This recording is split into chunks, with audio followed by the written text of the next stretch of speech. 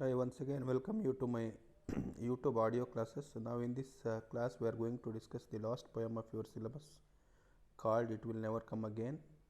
As you know, that it was written by Richard Henry Stoddard. Here is the picture of Richard Henry Stoddard. Okay, now he is one who had written this poem.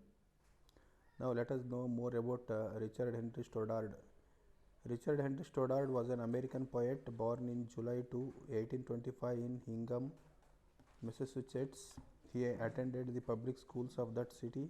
He read a lot of poetry. His talents brought him to contact with many men interested in literature, notable with Bayard Taylor. In 1849, he gave up his industrial trades and began to write poetry for a living. He was a literary reviewer for the New York World. His poetry is sincere and marked by the delicate fancy and felicity of form, and his songs have given him a high and permanent place among the American lyricists. In this poem, the poet indirectly deals with the different phases of life and mainly gives a lot of emphasis on human psychology.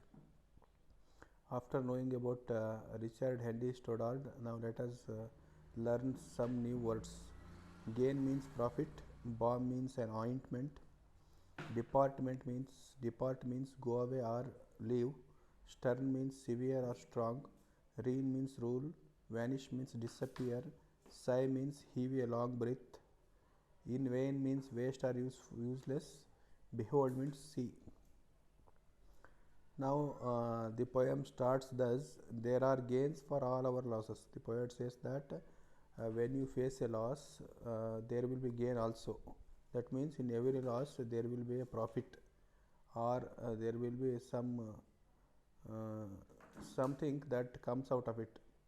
There are balms for all our pains. He further says that there are ointments or there are medicines for all our pains. Okay, in the world there is no pain that has got medicine.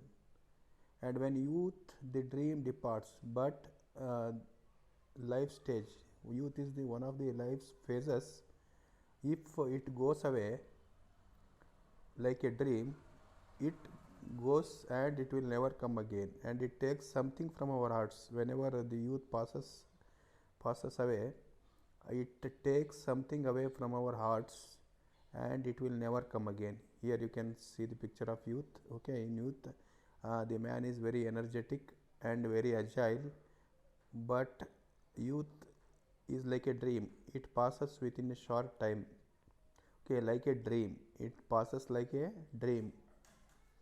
We are stronger and are better. Then they say in the second phase of life we become stronger and are better under manhood sterner. In during the period of manhood we become very stern, means strict, under the rule of the manhood.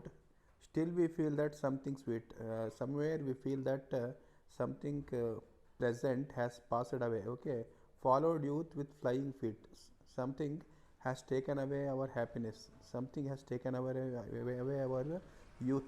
Okay, but the feelings of those days are very sweet. Here you can see that man from right childhood to the adulthood. Okay, he passes on a different phases and will never come again. Something beautiful is vanished, something beautiful is disappearing, and we sigh for it in vain. And we used to sigh. Here the picture of sigh.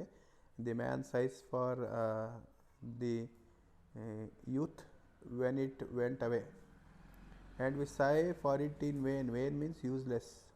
We behold it everywhere, we look for it everywhere. On the earth we look for it on the earth, and in the air, and we look for it in the air, but it never comes again. But the youth once goes away, it will never reappear, or it will never come again. We behold it on the earth and in the air. We look for it on the earth and in the air, but it will never come back. This is the brief summary of the poem called It Never Comes Again.